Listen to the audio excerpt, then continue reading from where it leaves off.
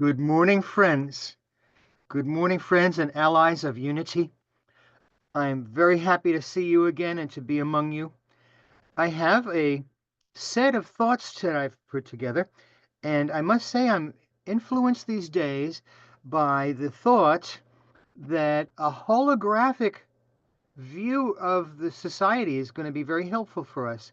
In other words, being able to see through and around and over the many factions that make our society so interesting. And I want to invite you to take out a pencil and paper and get ready to write down the ideas that require clarification in your own minds, our own minds. I'll be passing, I'll be pausing for about 10 seconds occasionally to invite you to write down or to ponder the key words or phrases that are significant to you. And also, I invite you to continue writing in your journal. Hopefully, you have a journal going. I use two methods, and one is The Artist's Way by Julia Cameron, and the other one is The Intensive Journal System devised by Ira Progoff. Because there will be a time when you want to go back through your notes and to see what it was that was going on for you when you were participating in some of these activities, talks, conversations in more informal or formal. So to continue, the worst state of thinking we can have, in my opinion, is that of whatever, where we give up and we walk away from a suspended thought and just not do the intellectual work. Not that everyone has an intellectual bent, an academic bent.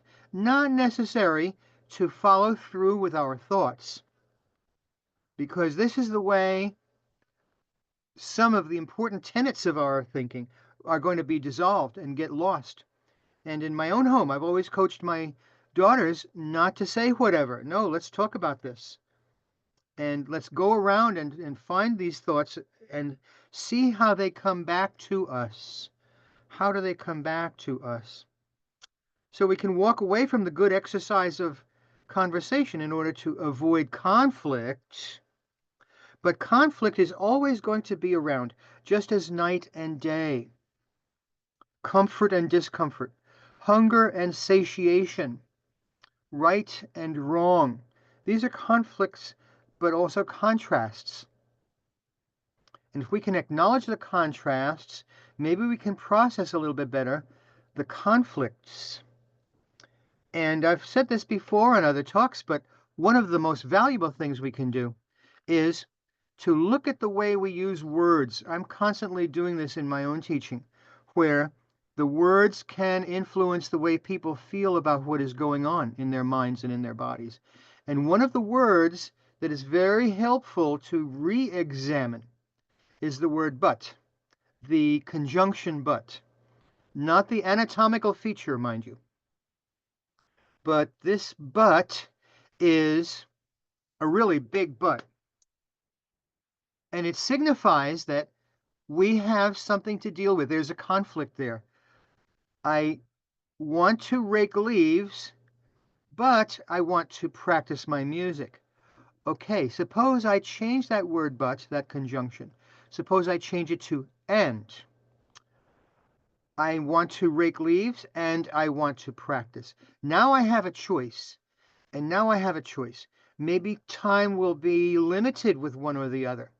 But at the same time, maybe I will make space for both so that I satisfy those two activities in my own mind and in my own spirit. Everything is spirit to me. My dear wife has told me, oh, you're all spirit. Thank you. Thank you for that, my dear. Well, to resolve conflicts can sometimes be a real chore because we have to get rid of that word whatever and come back to a rotating cyclic way of thinking of the world. The cyclic thinking and the linear thinking, they must coexist. So I have a few answers here, but I also have to emphasize again, These are my answers. I have a lot of my own answers, but I have a lot of questions, many more questions than I have answers, as always. I constantly work on my vocabulary because I want to work on the words that will open my mind and invite others to open their minds. Sometimes one poorly chosen word will upset the equilibrium of the conversation, and sometimes the friendship. So maybe I sometimes need to reevaluate my dosage of equilibrium. That was supposed to be funny. The words we use are not going to be universally acceptable to every person or to every group. This should be obvious by now because we have different cultures. And in different cultures, some words have different emphasis. So in some of these ideas, I've worked around spiraling over and over again to try to feel what it is I feel today. What do I feel in this moment? This, after all, is the most important moment I have with all of you. The next moment is going to be the more important moment. And that next moment never comes. So I owe it to myself and to my friends to be here now.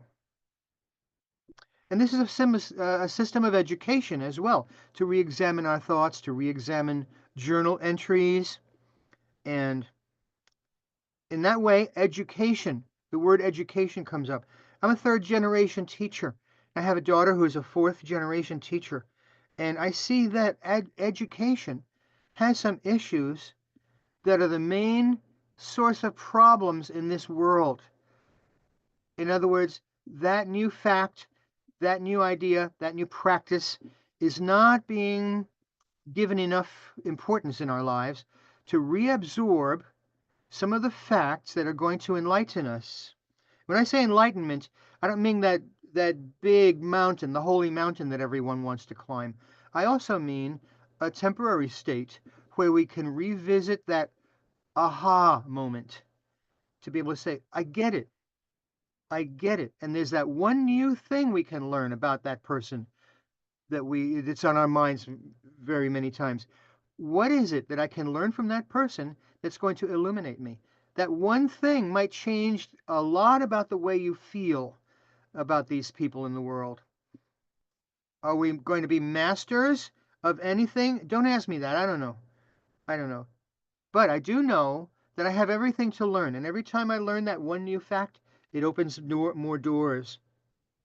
So the major impediment in the momentary peace we all crave is that lack of information, that lack of education, possibly. So we have to ask ourselves now and then, what needed to be taught in that conversation or that experience? What needed to be learned? Can I teach and can I learn? May I teach? May I learn? Are the disagreements based on faith or fact? And that's one of the titles I wanted to use. But as I speak or read from my notes, I'm always revising. But the thought I had, what is faith, what is fact, and how we can reconcile them. So how can I state my opinions as a teacher without being haughty or without claiming superior position? How can I be more open to criticism? Those are big pitfalls. Anyone in spiritual life, whatever level you think it is, I don't know what level as I am, I'll say parenthetically, but no matter where we are, we always have to contend with what we bring to this situation. And I have a piece of Buddhist wisdom here. This is one of my favorite things, especially in view of the activities in our country in the last week or so.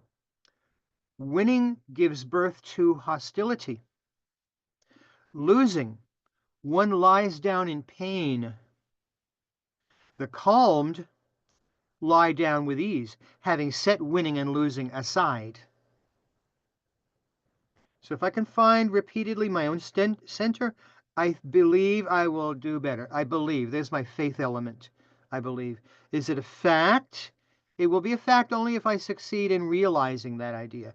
To lie down so that winning and losing are aside. So I'll invite you for 10 seconds here.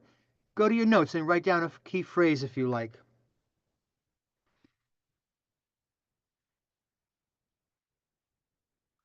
So, in considering winning or losing, what is it that we win? And what is it that we think we lose in that process? The electoral process is one of the features of this society. We have a whole bunch of things in our society that are extremely important. The rule of law, free and fair elections, the right to assemble, peaceful transfer of power. These are things that we can't live without successfully. And if we try to eliminate any one of them, it's going to tip the scale to the other side. We have here present among us, friends, a lot of people who will not feel the same way as the person on that screen.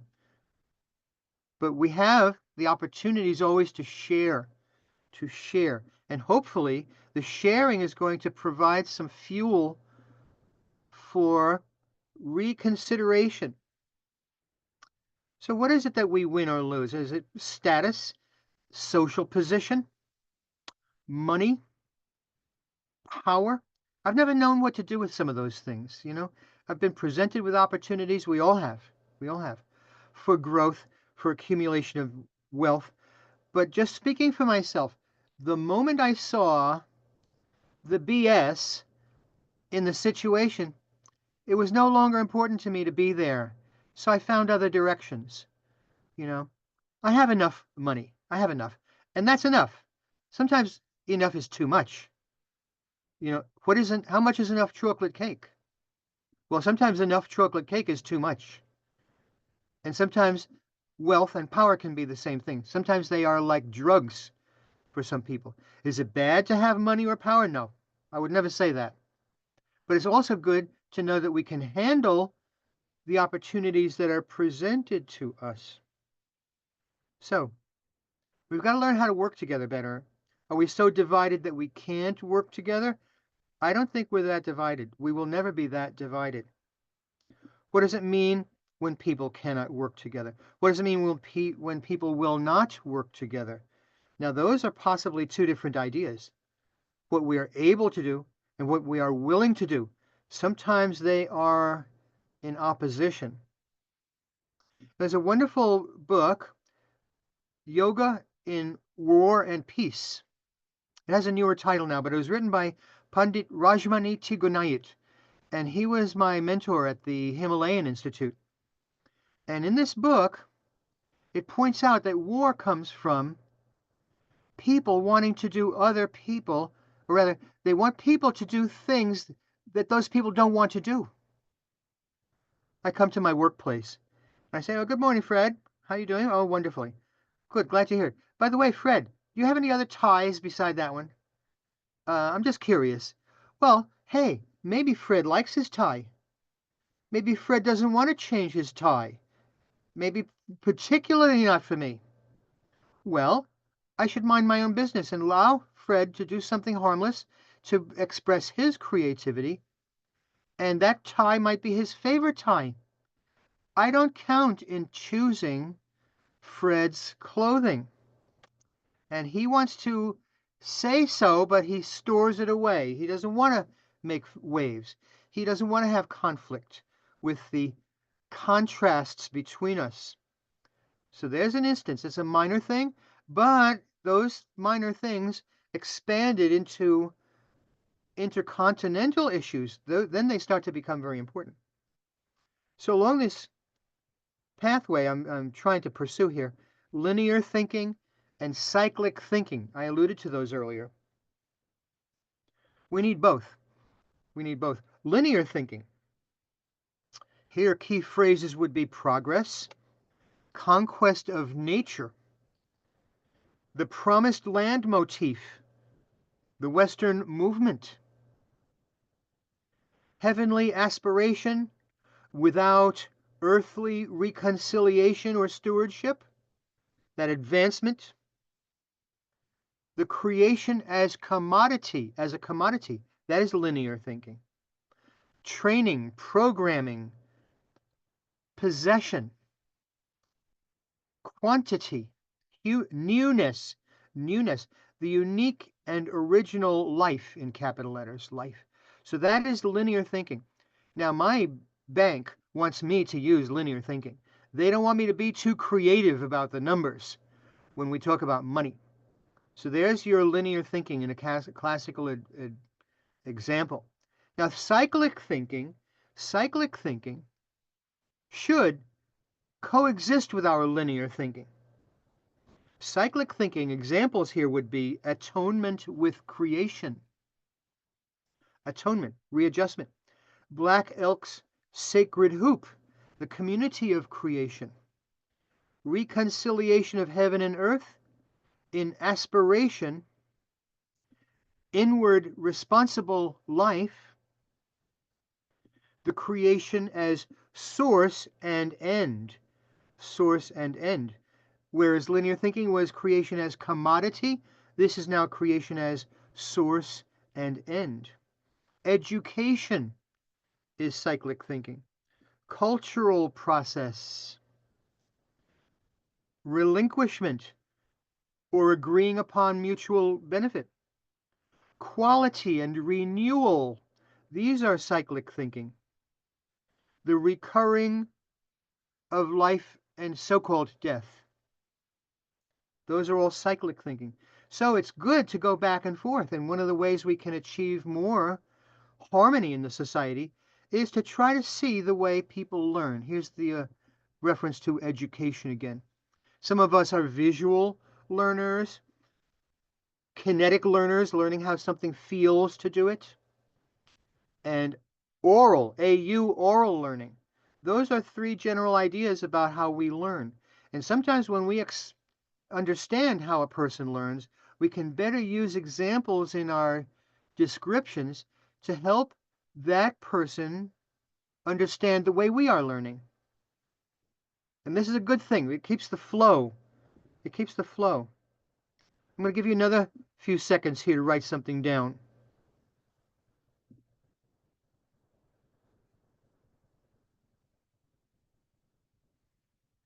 So I'm planting a lot of seeds here. What is it going to mean when we re-examine some of these seeds later on? That's up to you. And I want to introduce something here too. I want to mention another book that I recently acquired. And this is called Antinet. Now, Antinet could be looked at as a contrast with the Internet. But what this book does, it's a pretty stout tome here. But a lot of descriptions of what's in the book will help to understand why it's such a verbose volume. But this book deals with an analog way of using pen and paper to make a flexible, holographic assembly of your knowledge. Say, for example, I'm going to write a book on the subject of journaling. Well, I want this book to be something like my journal. The journal program by Ira Progoff that I mentioned earlier, that is very much holographic while it is my fountain pen in longhand. But it has many sections that you can go back and forth to. So this describes the way of constructing a file of notes that can be more holographic. So if you like the tactile sense of writing in longhand, that's my favorite way of keeping a journal, then this book might be helpful to you to see a flexible way of using analog.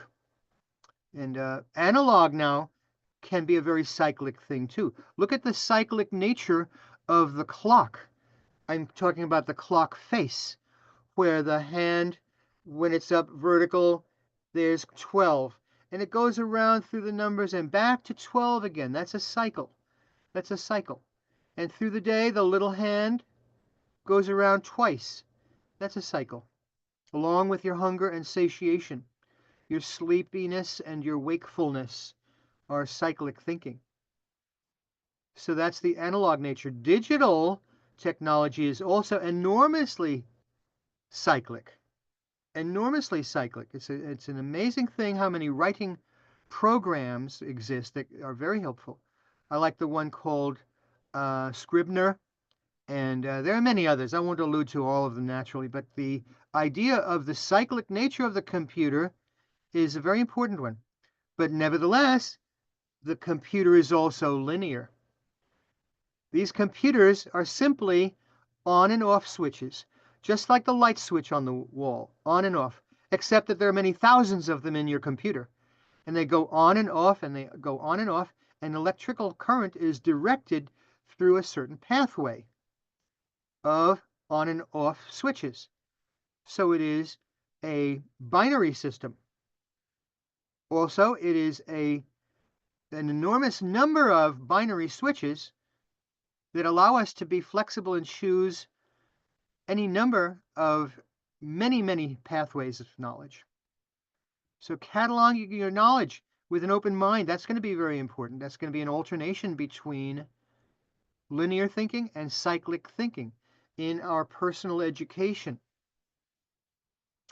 So I know I've thrown a lot of things out here, and I'm hoping they'll all be helpful because that's the teacher's dream.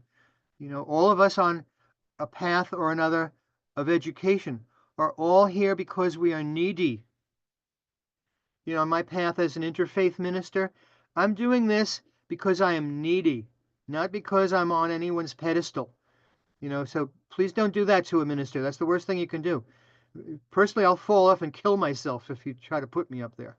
So that is another kind of a death that is cyclic, isn't it? It's cyclic. Well, you are so wonderful to hang tough with me. I see everyone's eyes are open. This is a good sign. I would love to guide a meditation, and then possibly we can open the screens for some discussion. So I'm going to describe meditation as I understand it, going backwards. Because when we know what to expect from an experience, we will be better at moving forward through it. So now, this meditation is going to be about 5 or 7 minutes approximately. Now, later when we open our eyes, what we would like to feel is refreshed and positive. It also might come after the meditation, sometimes maybe a half an hour after a meditation. You will feel as though your senses have blossomed open a little bit. Usually a meditation of about 20 minutes or longer will give us that. But that's a very personal selection of benefits from meditation. So that's what to expect when we're coming out. Now, during the meditation, now moving back a few minutes, during the body of the meditation, you're going to have several kinds of experiences. Now, some of you might use a mantra. It could be Om. It could be a holy name. It could be a word that means something to you. I know one yoga student who uses the word balance. She lets this thought flow through her mind, balance. Now, if you have a mantra or if you have a breath awareness practice that you use, don't change anything. Once you find that technique of meditation that works for you, you don't have to change it. If you're new to meditation, give that technique some time to gel within you so that you can feel the benefits. It may take a couple of weeks. Is it worth it? You bet. You bet. I can say within myself that if I were to stop meditating, I'd be worse than I am now, however you see me. So it's a worthwhile thing to adopt. The simplest way would be the breath awareness. You're simply going to become relaxed during a meditation. Now, sometimes you will have the mantra only echoing through you with no thoughts connected. And sometimes only the thoughts, and the thoughts might supersede the meditation technique. That would be okay. And sometimes you'll have both buzzing, and sometimes you'll have neither. So during the body of the meditation, you just let it flow. Let it flow. Because we want to rest the mind. And the important things are going to gel anyway. They will stay with you. But we let the flow happen. We release the thoughts, letting them go through your mind without pushing them. We're not going to take any steps to change anything while you are relaxing with breath awareness or while you are listening to the mantra. By the way, this sound that you choose or that you have been given is something to listen to. You're not going to say it. We don't say the mantra. We become relaxed, and we let the mantra come forward from the divine. And that's the way we treat it. It's a flow. We're looking for the flow. Now, going one step earlier in the meditation, as you enter the meditation, you're going to be sitting up straight, and you can have your feet planted flat on the floor. You can have your hands anywhere on your lap. Sometimes people use the Egyptian position where the hands are on top of the thighs. But anything that works for you is fine. Some people like to use a mudra with each hand, thumb, the gross self touching the divine, the index finger, and sometimes the upturned palms. That might mean something to you. But you want to use positions that you understand already. You don't have to adopt something that is not meaningful for you personally. So I'm going to take us into a meditative mood now. So you want to balance your head on top. You want to feel that your spine is aligned comfortably. You want to feel that your diaphragm is free to move. You want to invite a peaceful nature. And then you invite the meditation technique to come forward into your mind. And I'll call you back in about 5 minutes.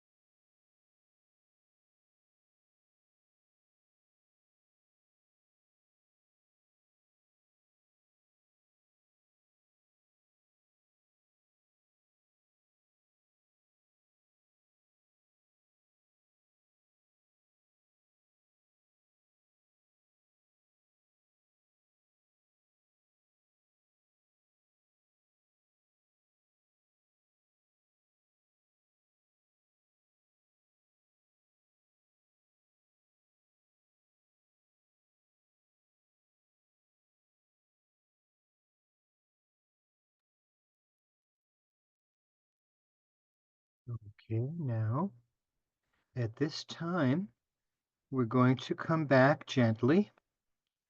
So we allow the meditation technique to go back to the source. We're feeling fully present. And when you feel ready, you may gently let the eyes open slowly.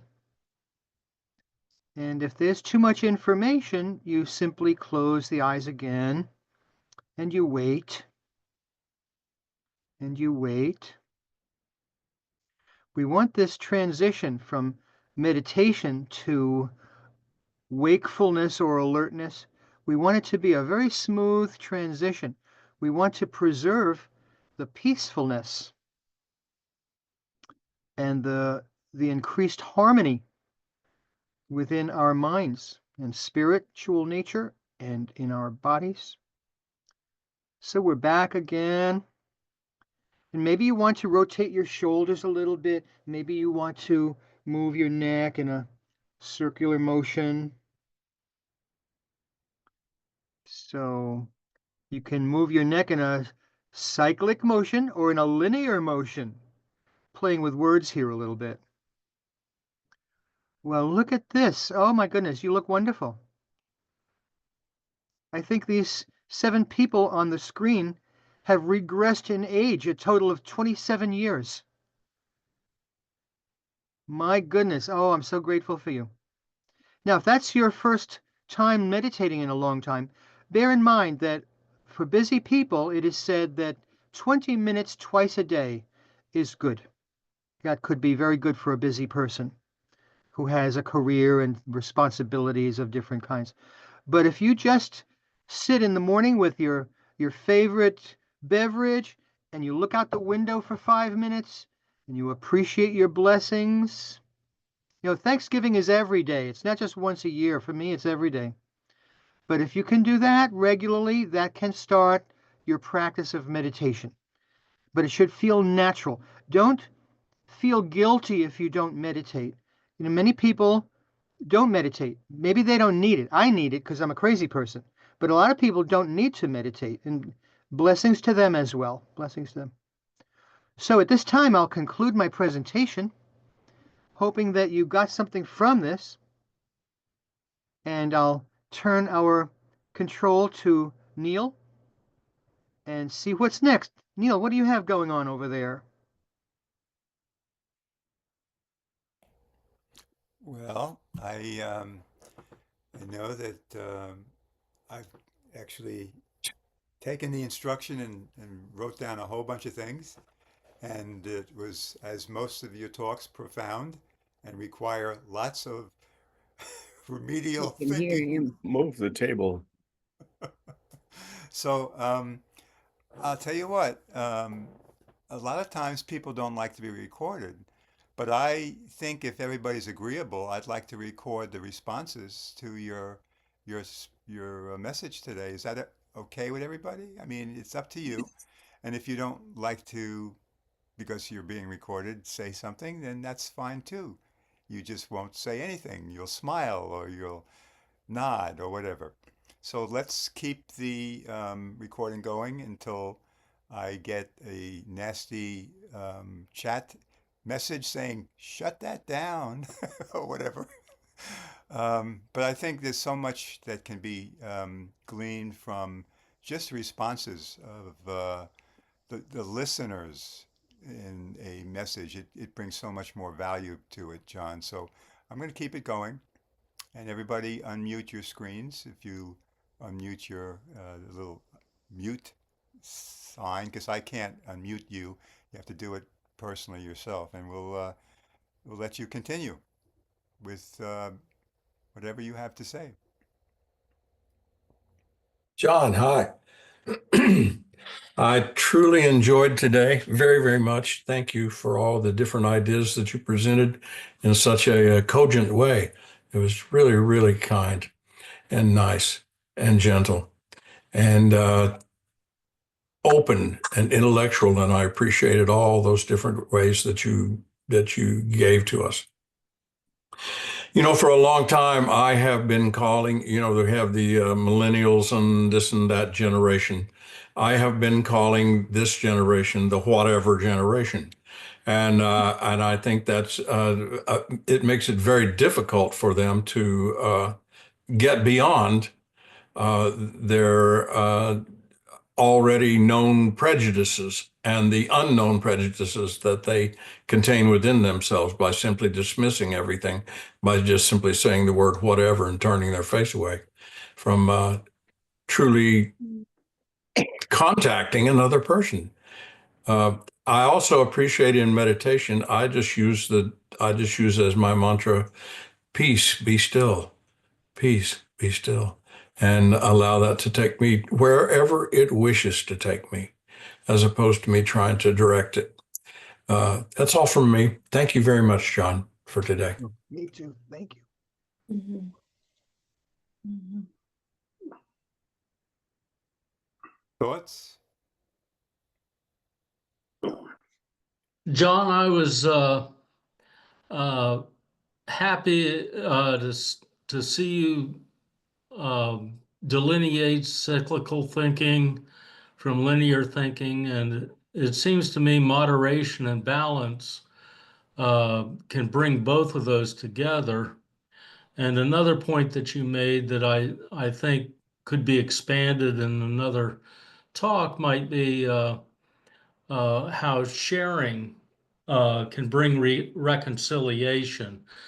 And I've found that if we have a common purpose, uh, politics kind of and differences of all sorts kind of fade when the community's working on, the Little League field together, or on in a food soup kitchen or something like that. And um, well, you just bring out a lot of possibilities, John, and I thank you for that. Thank you. Thank you. Leon, to add to that, I've known John for some time, and I think a lot of us agree that we're here to serve. That's our main purpose, on planet, on this rock, so to No. speak. We bring our Mhm. gifts and we Thank bring you, Dad. things that the Creator has bestowed upon us, as I've said to John. And it's kind of like some of the things that I wrote down, like we're we're spiritual beings having a human experience. We've heard that so much from the Unity teachings. And similar to you, Terry, I had two words, peace and safe. I am peace on one breath and I am safe on the other. And then just the mantra faded and all I heard was peace and safe. And some other things I wrote down is, would you rather be right or happy? And Bob knows all about that from A Course in Miracles. And I guess the idea behind that is you can't be both, because if you're right, then someone has to be wrong, as I interpret that statement. So I just want to be happy, and I, I want to smile a lot more, and your talk helped with that. I was trying to hold back the giggling during the meditation because I was getting very happy. Um, so those are some of the things. I think we're on a soul's journey. I just listened to something before you came on, and this individual was talking about that we're all going home to source together.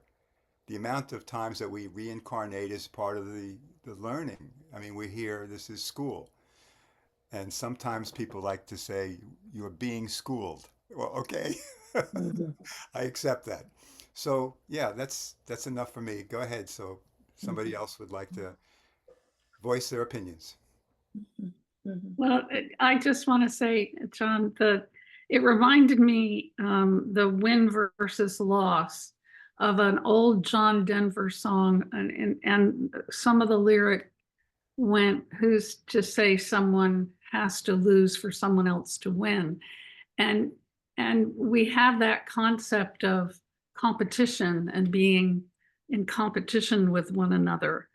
Whereas the peace comes when you set that aside. So thank you for bringing that bit up. It's a good reminder. Mhm. Mhm. Yeah, yeah. Mhm. Right. Right. Yes, I'll go. Thank you, John. Um, Words are so important.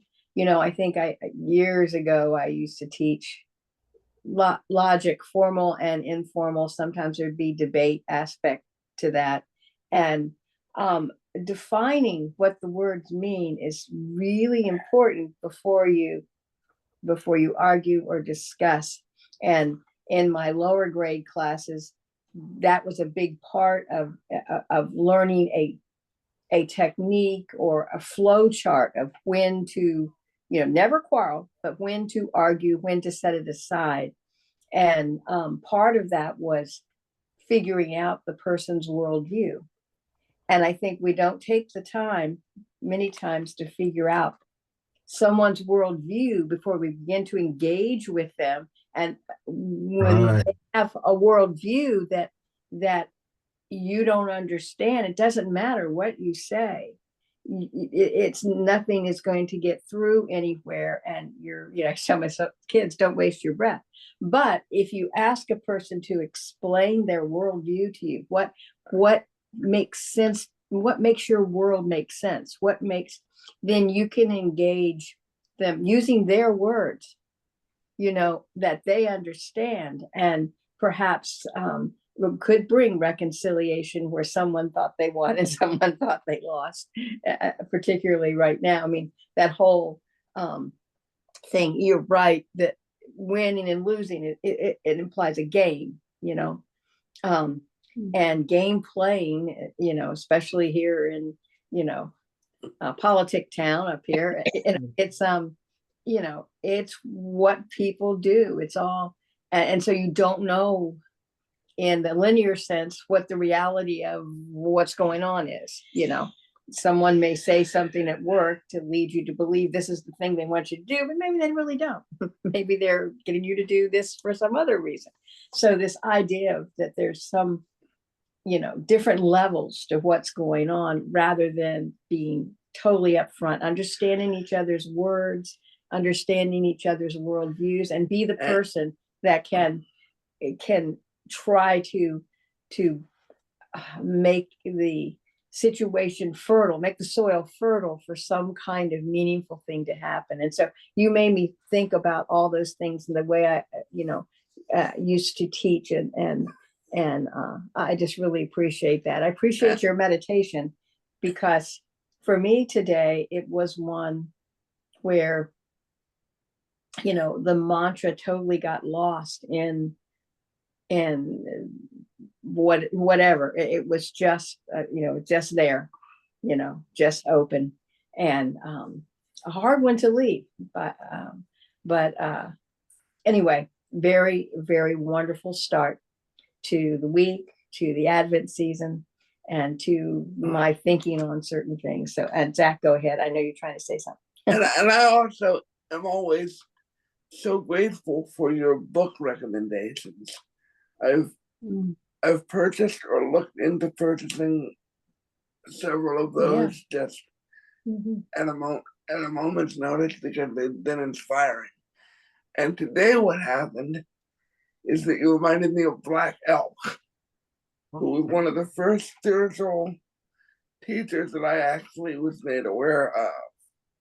So that brought me back to a very young place. I thank you for that. Oh, me too.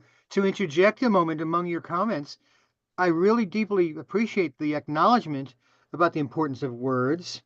And my head is swimming now, but with Black Elk, he said sometime during the 19th century, one of the treaty agreements, he said, don't mix what comes out of the earth with the air.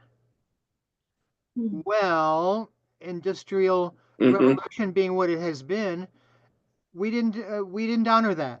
We took what was coming out of the ground, and we mixed it in with the air, and now look what we have.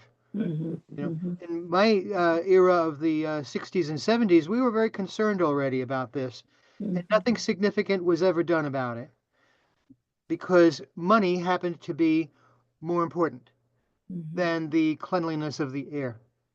but I'm not going to judge because I still have a fossil fuel burning car. So I cannot shake my finger in anyone's face about that.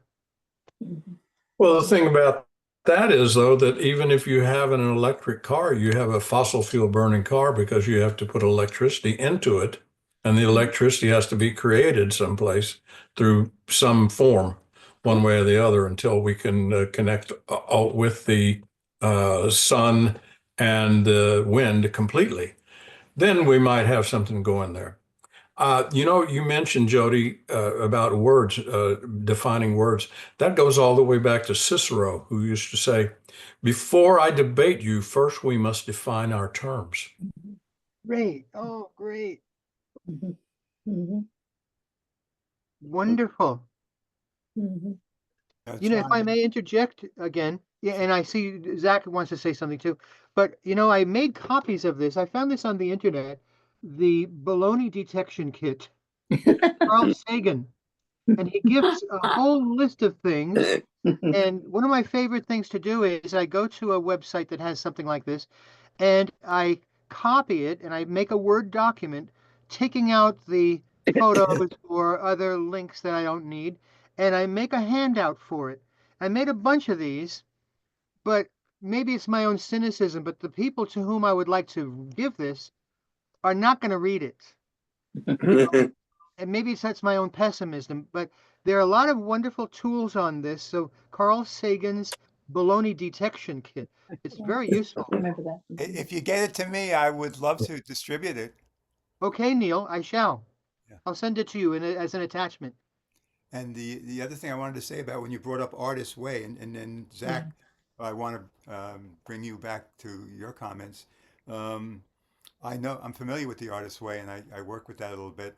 Uh, One of the founders of our church was Bill Wilson, and he was very instructive about setting up a daily thankfulness journal.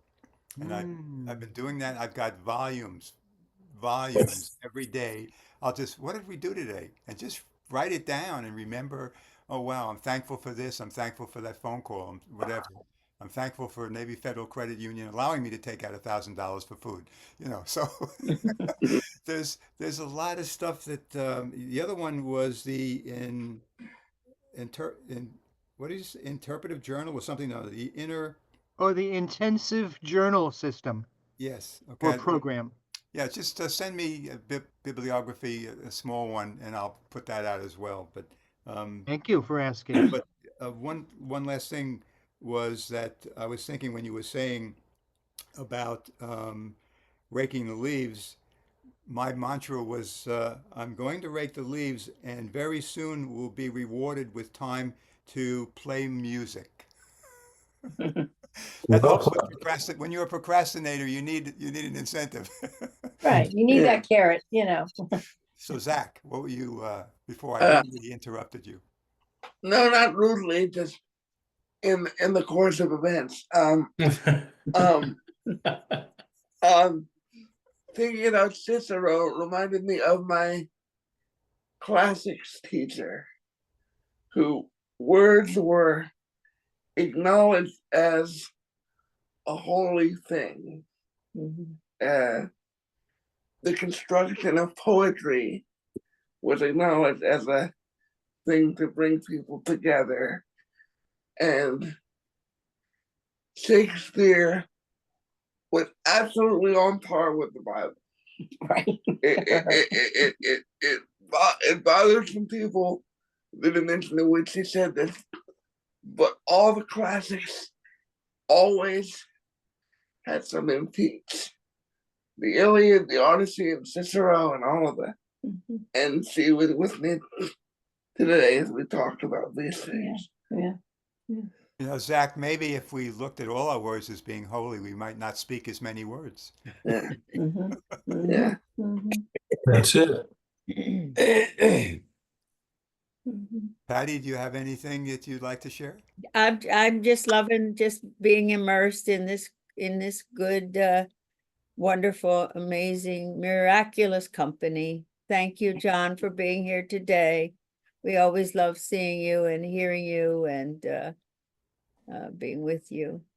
And John, we also have tons of afterthoughts to embrace because your messages are very deep for me anyway, and they go deep into like just something that's worth looking at and replaying. So we're going to have, and I thank everybody for their thoughts today and willingness to be recorded because this is valuable a part of our gatherings and the message, if not so more, because it brings so much more relevance to the message that John gave today. So if it's all right with you, I'd like to just add our statements toward the close of our session today. And I'll record that too because it's worth being part of today's session as it is every week. Our affirmations for love offerings and tithes. Divine love flowing through all of us blesses and multiplies all that we are, all that we have, all that we give, and all that we receive. And our prayer of, or I like to say, for protection. The light of God surrounds us. The love of God enfolds us. The power of God protects us. The presence of God watches over us. Wherever we are, God is, and all is well. So thank you again, John, for your session today and for putting up with me all these years. Oh, And it's And great. before we go, I'd like to thank John for my memories. He played a beautiful guitar piece. I can't remember the name of the artist, but you played it beautifully at our wedding. And 20 years ago. Yeah, and coincidentally, while you were rehearsing and preparing for your talk today, must have been hearing you because I had the thought, I believe it was yesterday afternoon or maybe evening. I thought about journaling, and the journaling is our chance, in simplest terms, of leaving a mark on this visit that we're making to this time and space in God's creation. And so I find it delightful when we have a thought that we think is worthy of being remembered or brought to mind.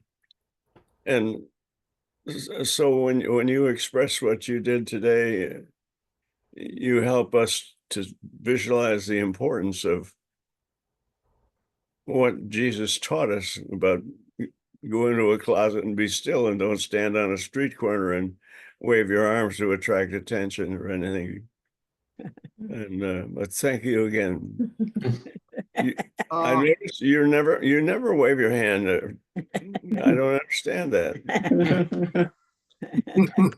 I am so deeply grateful for all of your comments, not to cut them off at all, but I'm so deeply touched by being invited back to do this. And every one of you, I can look at every person's face here and say that I've learned something valuable from all of you. Teach each other. This is a two-way street, a many direction way street.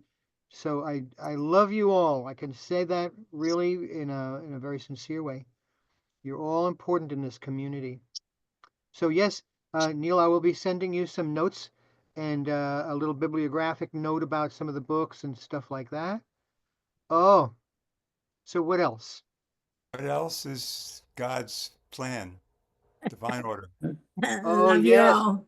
heart back You. at you. Oh, And now we end the service for today and the recording. okay. Thank Y'all come you. back now, you I All hear? love right. you. Good Bye Happy night. now. holidays Yeah, as they Bye. unfold. Thank yeah. you. Bye-bye, Thank everybody. you. I And love thank you so you. much. Nice week. Bye-bye. Bye. Have a wonderful weekend. You too. Bye. Bye-bye. I love you.